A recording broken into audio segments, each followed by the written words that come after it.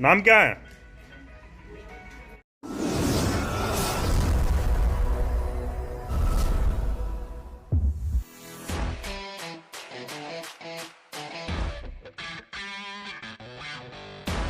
What is up everybody, this is Ajay. Welcome back to my channel.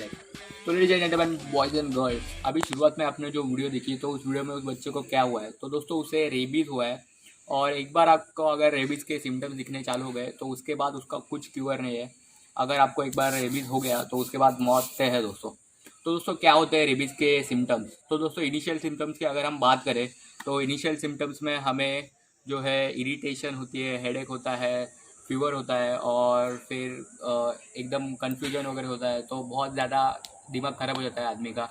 और फिर वही symptoms धीरे धीरे बढ़ के फिर अगर हम आखिरी की स्टेज में जाए तो फिर वो सिम्टम्स चेंज होते हैं। और फिर उसके बाद एक्सेसिव सैल्वेशन होता है, फिर से फोटोफोबिया, हाइड्रोफोबिया, एरोफोबिया, ऐसे सिम्टम्स होते हैं। और आखिर में जाके फिर जो है पेशेंट कोमा में चला जाता है और फिर उसकी मौत हो जाती है दोस्तों। तो अभी मैं जो आपको वीडियो दिखाऊंगा तो उसमें आप देखेंगे कि हाइड्रोफोबिया और एरोफोबिया की वजह से उस पेशेंट की कितनी बुरी हालत हुई है। तो ये वीडियो देख लीजिए। पानी दो उसको, पानी दो, नहीं पकड़ा था, दूर ही रखो। पानी मैंने 4 दिन से नहीं पिया है। पानी पिला उसको, नहीं नहीं, दो उसको पानी दो। एकदम एलर्जी हो गई। अरे यार,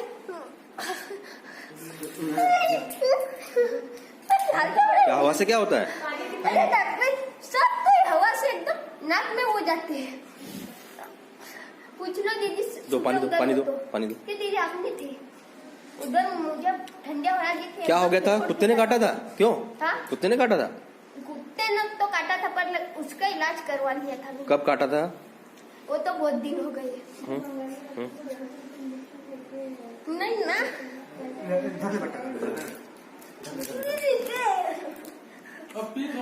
अरे मरूंगा क्या? 4 दिन से पानी। दोस्तों अभी आपने देखा कि एक बार रेबीज हो जाने के बाद क्या हालत हो जाती है पेशेंट की, और बहुत ही ज़्यादा भयानक हालत हुई थी उसकी। और ये वीडियो देखने के बाद मेरा हालत कुछ ऐसी हो गई थी।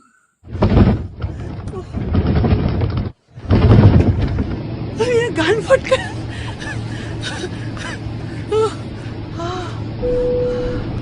तो दोस्तों लोगों को सिर्फ इतना पता है कि जो रेबीज़ है वो डॉग के वजह से होता है। लोगों को मतलब यही पहला दिमाग में वही आता है कि डॉग के वजह से रेबीज़ होता है। लेकिन क्या सिर्फ डॉग के वजह से होता है? तो इसका जवाब है नहीं। क्योंकि डॉग के साथ साथ जो है cat, monkey, pox, mongoose, rat वगैरह ऐसे जो मैमल्स हैं उनके वजह से भी रेबीज़ होता है। और किसी भी मैमल्स को रेबीज़ कर सकते हैं। और फिर एग्जाम्पल के तौर में अगर मैं आपको बताऊँ तो अगर समझो कि एक काव है जिसे कि रेबीज़ इन्फेक्टेड डॉग ने काट लिया, तो उस काव को भी रेबीज़ होगा। और समझो वहाँ पे कोई वर्कर है तो उसके हाथ में थोड़ा सा कट लगा है और उस काव का जो सलाइवा है वो अगर उसके कट में गिर गया तो फिर उस कट के थ्रू जो वायरस है वो किसी इंसान के भी बॉडी में घुस सकता है। तो ऐसे भी रेबीज़ स्प्रेड हो सकता है दोस्तों। तो ये होता है रेबीज़ वायरस। तो दोस्तों मेरी आप सबसे रिक्वेस्ट है कि अगर आपको कोई भी कैट, डॉग बाइट कर ले या फिर स्क्रैच कर ले या फिर आपका जो घाव है उसको वहाँ पे वो चाटने लग जाते हैं, तो वहाँ पे ऐसा कुछ करने लगे तो प्लीज़ उसी समय आप जाइए किसी डॉक्टर के पास और फिर जो है एंटी रेबीज़ का जो इंजेक्शन होता है वो ले लीजिए। क्योंकि यू नेवर नो कि किस एनिमल में रेबीज़ का वायरस है और किस में नहीं है, क्योंकि ऐसा पता नहीं चलता वो। और ये एक ऐसी बीमारी है दोस्तों जो कि 3-4 दिन में भी सिम्टम्स दिखा सकती है, या फिर 3-4 महीने में दिखा सकती है, या फिर 19 साल में ये कभी भी जो है अपने सिम्टम्स दिखा सकती है। तो इसका मतलब अगर आपको 19 साल पहले किसी डॉग ने बाइट ली होगी या फिर स्क्रैच किया रहेगा तो फिर 19 साल बाद भी आपको उसके सिम्टम्स दिखाई दे सकते हैं रेबीज़ के।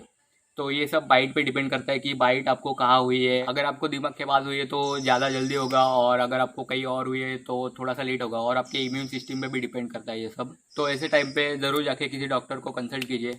और जो है गवर्नमेंट हॉस्पिटल में अगर आप जाएंगे तो वहाँ पे तो फ्री में इसका इलाज हो जाता है। और अगर आप प्राइवेट हॉस्पिटल में जाएंगे तो कुछ 350 रुपीज़ का वो इंजेक्शन है, तो उतना अमाउंट लेंगे वो। और अगर आपके पास इतना भी आप पॉवर्टी लाइन के नीचे हो कि आपके पास 350 रुपीज़ नहीं है तो मैं आपको 350 रुपीज़ दूंगा दोस्तों।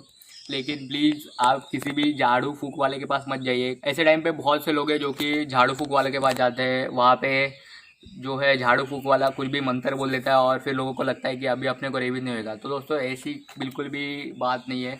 क्योंकि ये जो झाड़ू फूक वाले हैं अगर ये रेबीज़ का वायरस हटा सकते हैं तो ये कोविड का वायरस क्यों नहीं हटा सकते दोस्तों। तो फिर कोविड के लिए आप वैक्सीन क्यों ले रहे हो? तो झाड़ू फूक वाले के पास ही जाइए, क्यों कोविड का वैक्सीन ले रहे हो? वहाँ पे इतनी लंबी लंबी लाइन लगा रहे हो, अभी तक स्लॉट नहीं मिल रहा है दोस्तों।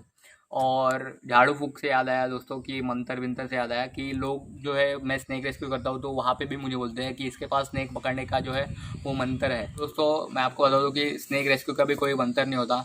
अगर स्नेक रेस्क्यू का कोई मंतर होता तो फिर कोई भी वो मंतर पढ़ के बता देता आपको, और फिर स्नेक के बारे में मुझे फिर इतना सीखने की भी ज़रूरत नहीं थी कि कौन सा स्नेक क्या है, उसकी मैं आपको जैसे पूरी इन्फॉर्मेशन देता वैसे। तो ये सब बिल्कुल एक गलत बात है दोस्तों, ऐसा कोई मंतर विंतर से ऐसे काम नहीं होते, इसी पे एक नॉलेज और एक्सपीरियंस बेस्ड जॉब है।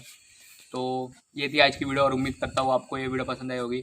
और अगर वीडियो पसंद आई होगी तो वीडियो को शेयर कीजिए, क्योंकि बहुत से लोग अभी भी है जो कि सिर्फ मंतर वाले के पास जाते हैं, मंतर फूक के लेते हैं, और फिर उनको लगता है कि रेबीज जो है वो अपने को नहीं होगा।